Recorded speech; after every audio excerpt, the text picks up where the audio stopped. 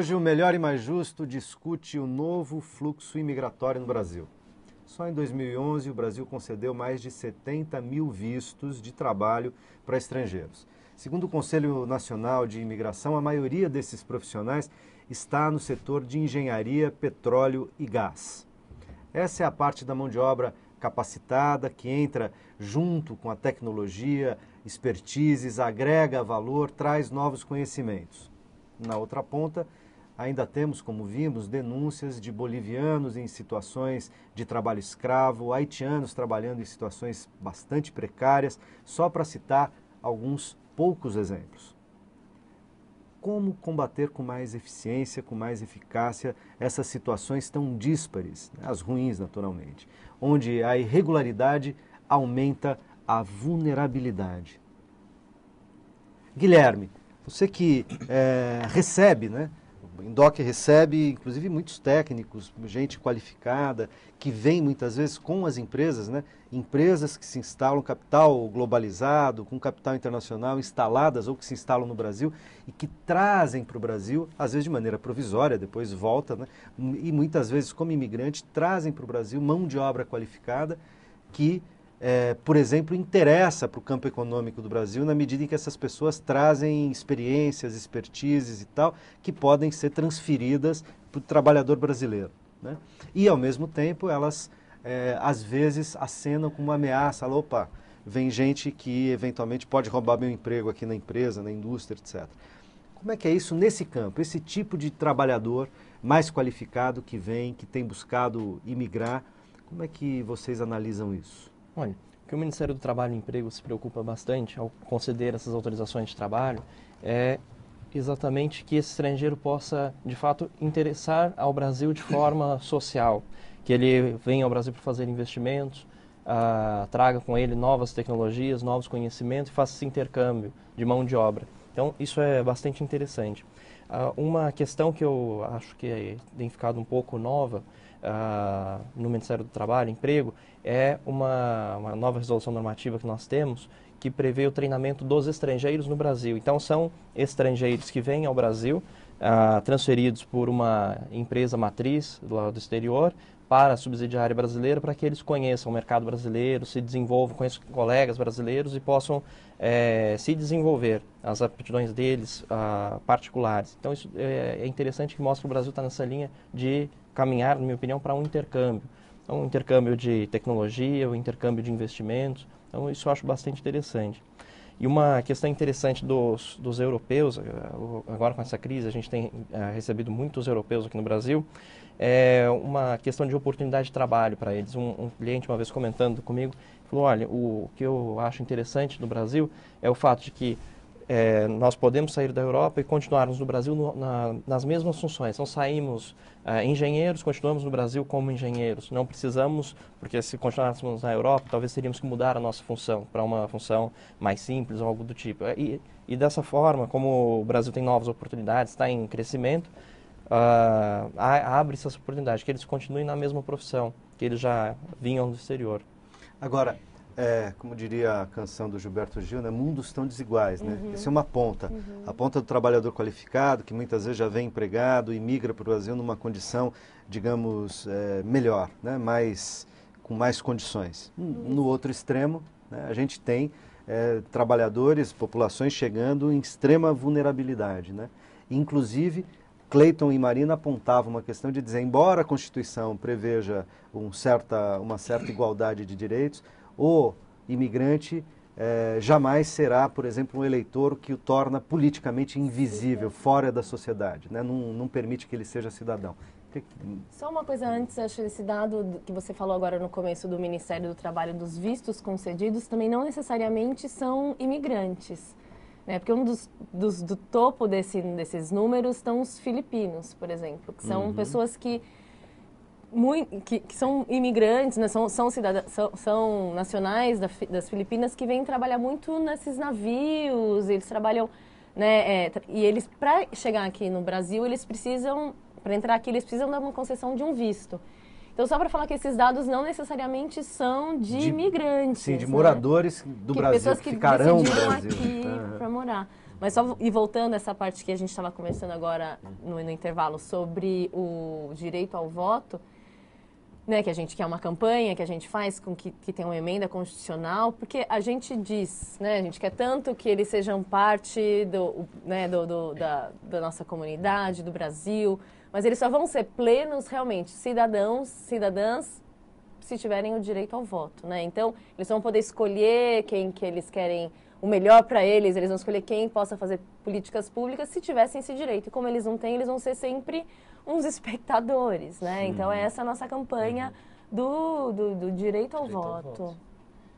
Eu recebi ontem uma notícia, latinos decidirão eleição nos Estados Unidos. Na capa da Time, tá, né? E não é só a essência da cidadania, né, de você poder ter acesso a todos os direitos, né, esse é o direito político, mas também a visibilidade, também, imagina São Paulo, são 400 mil imigrantes que podem apontar as suas prioridades, podem apontar as suas demandas e passam a ser reconhecidos, não apenas pela classe política, mas pelo Estado, como dizíamos antes, né, na formulação de suas políticas. E aí, mais uma vez, uma chamada de atenção à mídia, né? Uma chamada de atenção aos formadores de opinião, que reproduzem, muitas vezes, estereótipos e visões negativas, né, do nosso público, especialmente sul-americano e africano, que nós contestamos. E a visão do CEDIC, a visão dos movimentos dos direitos humanos, quer apresentar... Contestam em que sentido? Nós queremos apresentar, vou dar o exemplo dos estudantes angolanos. Ok. Né? São estudantes angolanos que se envolveram na denúncia de morte, violência, morte e racismo da estudante Zulmira Cardoso e trouxeram, juntamente com várias instituições e o movimento negro brasileiro, uma visão que não se tinha normalmente na mídia da presença dos africanos no Brasil, que é uma visão de quem está, como disse o professor, concluindo faculdade, fazendo mestrado, fazendo doutorado, e tem muito mais a oferecer. Assim como os imigrantes latinos, que são muitas vezes retratados como sinônimo de trabalho escravo, ou de trabalho irregular, trabalho forçado. Mas nós queremos mostrar, não só no ponto de vista do trabalho, da presença dos imigrantes, mas também na sua cultura, uma riqueza que precisa ser valorizada e, você disse, o voto jamais será um direito. Não. O Brasil... Eu não disse jamais. Eu disse, se eles não forem incluídos, Eles jamais teriam desculpe. Um Mas eu digo pleno, assim, né? apenas comparando não só os Estados Unidos, mas o Brasil é o único país na América do Sul em que o imigrante residente não vota. Né? Então, a chamada de atenção cada um com a sua ao nosso particularidade. Congresso e ao governo brasileiro também. Eu acho interessante, né, a questão de voto, porque ele amplia a cidadania, ele tem que ser em todo sentido, né? E até para a pessoa que você vive num país, eu estou 14 anos, né? Automaticamente, querendo ou não, eu sou meio-meio, né? O país te penetra, e você não tem mais ideia, você não sabe quem você é. Eu senti isso quando eu estava no Canadá. Me senti muito brasileiro do que congolês. Metade, porque na casa do meu tio eu falava lingala, francês, aí comia a comida da casa, mas eu ia onde tinha brasileiro, aí poderia falar português. Quem sou eu? Então, 14 anos, como deve ter muita gente, né? Quando a gente está num país, a gente começa a vestir a camisa daquele país. Por isso, essa questão de direito, eu acho que a gente precisa mesmo, não é? Eu morando numa cidade pequena, eu tenho participado politicamente, como ativista social, na questão da cidadania. Né? Como professor, a gente faz isso. Aí vou pulando fora da questão do voto, né? Pegar outro aspecto que o Guilherme levantou aqui, quando está falando desses imigrantes econômicos, né?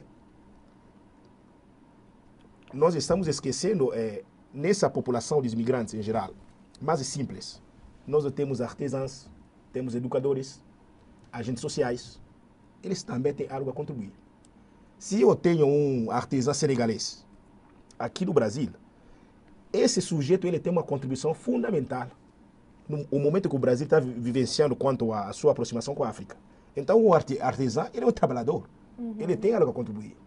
O Brasil precisa de professores, educadores, né? Ensino médio fundamental. Precisa de educadores. Eu acho que é o campo que ele poderia investir. Eu ouvi isso no Canadá, por exemplo. O Canadá precisa de professores, geralmente são esses estrangeiros que vêm ajudando nesse processo. Matemático, químico, outras pessoas formadas. Nesse sentido, eu acho que o Brasil ele pode sim aproveitar a mão de obra dos imigrantes para consolidar a cidadania, outros aspectos que ele vê. Não somente quem trabalha numa empresa grande, mas pode ser um artesão, uma pessoa simples. Ele também tem algo a contribuir. O que dependeria, de novo, voltamos, né? Fechamos o ciclo e voltamos. Depende de políticas públicas nesta direção. É isso? Eu acho que pelo que o Guilherme trabalha, eu acho que tá num campo bom a imigração qualificada. Eu acho que ela é capa de jornal, ela é bem vista, ela é bem falada, mas acho que essa imigração que acaba sendo invisibilizada ainda, ou que ainda tá, né, que não chama tanta atenção, que não traz investimento, né, na hora que você fala que é importante porque traz investimentos para o Brasil, né, mas é importante até em que sentido, né, porque a gente é isso que o brasileiro falou. Agora a gente tem muita gente que artesãos, são pessoas que têm médicos, têm contadores, enfim, é uma infinidade de profissão, né? A gente tem lá uma preocupação no CAMI, na ficha de atendimento, perguntar o que você fazia no seu país de origem, né? Porque não são todos os imigrantes que eram costureiros, por exemplo, né, de nacionalidade boliviana. Mas acho outro fato também que a gente tem que ver, que tem que apontar, inclusive criação de políticas públicas, é para uma dimensão, né, desse fluxo migratório também de mulheres vindo para cá. Eu acho que a mulher sempre foi aquela que ia acompanhar o marido, ia pela reunião familiar, ela sempre ia como um papel de coadjuvante, mas hoje a gente vê ela como protagonista das migrações, né? A gente vê as mulheres... Trazendo seus filhos, inclusive. Primeiro vem, estabelece uma base, aí traz o marido, traz os seus filhos. E tem todas essas questões, como que é a maternidade da mulher, né? A distância, a maternidade transnacional, como é o que ela ganha, tudo que ela ganha ela manda para lá. Então tem toda essa nova forma de ver a família. Acho que isso também precisa ser... São políticas públicas também específicas para essa demanda que vem, né, e acho que dados internacionais também mostram que mais de 50% das migrantes no mundo, que os migrantes no mundo, mais de 50% são mulheres. Guilherme queria falar? Guilherme? Agora uma questão interessante a respeito do... Vocês estavam comentando a respeito do artesão, do costureiro, né, que vem ao Brasil talvez não de forma tão qualificada. No caso deles... Querendo ou não, as indústrias ou as empresas, elas são agentes que mediam essas relações, né? Então, se não tem política pública, eventualmente esses trabalhadores que vêm por meio de empresas globalizadas, eles têm uma outra facilidade porque eles têm algum interlocutor direto e que, inclusive, faz a interlocução por eles, porque tem interesses específicos. Às vezes o artesão, etc., se a gente não tem política pública, ele não tem esse interlocutor, né? Mas veja que interessante, no caso dos países membros do Mercosul, por acordo bilateral, eles conseguem pedir a residência deles perante a Polícia Federal do Brasil de forma assim, bastante simplificada hoje em dia. Com direito, inclusive, a uma residência provisória no início, 2 anos, e depois... Mas eles têm que ter o atestado de antecedentes criminais do país. São série de requisitos. Sim, tem uma série de documentos. Muito difícil. Assim, aos nossos olhos parecem simples, mas é uma via crucis. Mas no caso deles, particularmente, eles não ficam vinculados a uma empresa brasileira chamante, de certa forma. Então, eles ficariam mais livres, digamos assim. Entram no Brasil e conseguem se registrar. Tem um visto de trabalho. Né? Conseguem se registrar na Polícia Federal. Então, é bem interessante. Então, eles entram como turistas e conseguem fazer a transformação desse visto de turista em uma residência provisória aqui no Brasil. E sem requerimentos de experiência profissional, é uma forma facilitada. Então, isso é interessante. Facilitado bem. Entre aspas.